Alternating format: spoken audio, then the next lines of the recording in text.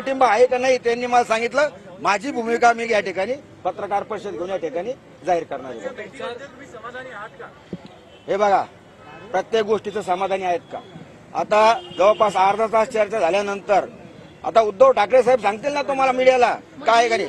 आमची जी भूमिका होती मराठा क्रांती ठोक मोर्चाची, का उद्धव साहेबाला आम्हाला या ठिकाणी निवेदन द्यायचं, मराठा समाजाला ओबीसीतून आरक्षण भेटावं म्हणून उद्धव साहेबांनी ते आमचं निवेदन या ठिकाणी स्वीकारलेलं आहे.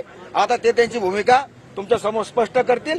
पण मराठा क्रांती ठोक मोर्चाचं आंदोलन हे जोपर्यंत मराठा समाजाला आरक्षण भेटत नाही तोपर्यंत सुरू राहणार. आमच्या 350 बांधवांचं बलिदान या ठिकाणी आम्ही व्यर्थ जाऊ देणार नाही.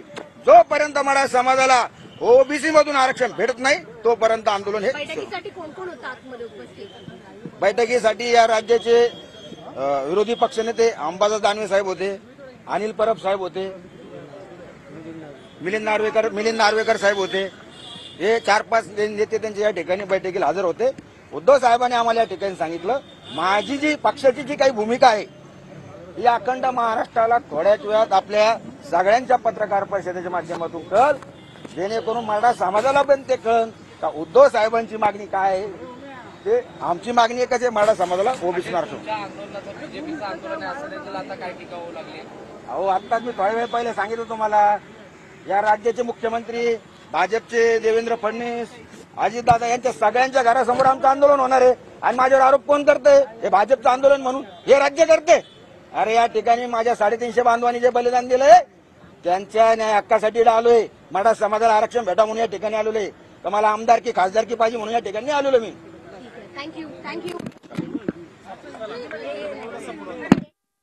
मोर्चाचे कार्यकर्ते आणि उद्धव ठाकरे यांच्यामध्ये बैठक पार पडलेली आहे. अर्धा तास चर्चा झाल्याची माहिती रमेश केरे यांनी दिली आहे. उद्धव ठाकरेंसोबत आमची अर्धा तास चर्चा झाली. उद्धव ठाकरे पत्रकार परिषद घेऊन आपली आणि पक्षाची भूमिका स्पष्ट करणार असल्याचं रमेश केरे पाटलांनी सांगितलंय.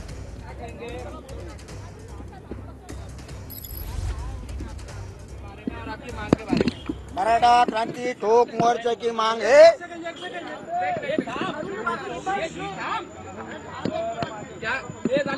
क्या कहेंगे? आज उद्धव ठाकरे जी से आपकी मुलाकात हुई है, आपकी मांग को लेकर उन्होंने क्या कहा है?